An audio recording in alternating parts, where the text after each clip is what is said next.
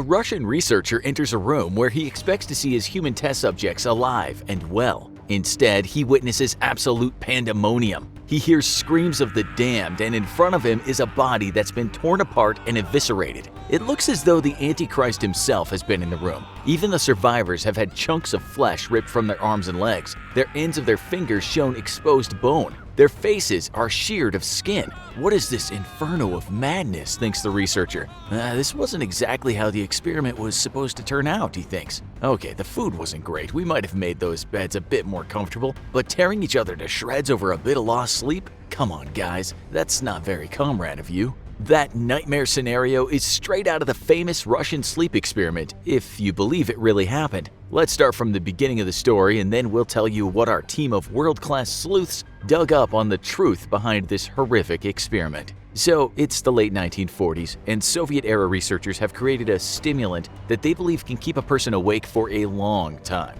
which is handy when you're fighting a war. In the Second World War, the Germans had their version of such a stimulant, which was a formidable methamphetamine called Pervitin. The Americans and the British would dose their troops with the amphetamine Benzedrine, which was similar to your garden variety speed. The Soviets are looking to up the ante and use their own version of a drug, which won't lead to a total wipeout after a 3-day-long binge. They've made something special, but they need to test it on humans first. It's not hard to find test subjects since prisoners of war were aplenty in the 1940s. And where prisoners were concerned, bypassing ethical considerations wasn't such a big deal. They set up a test area where 5 subjects will stay. It's a sealed environment into which the researchers can release the stimulant in gas form and check if the levels of oxygen are okay. The subjects have been given dried food, each a bed with no bedding, running water, and a toilet. The researchers listen to the subjects through a microphone, and there are cameras through which they can monitor the subjects. The only portholes to the outside are 5-inch thick glass windows, which are barely good enough to see a shadow from.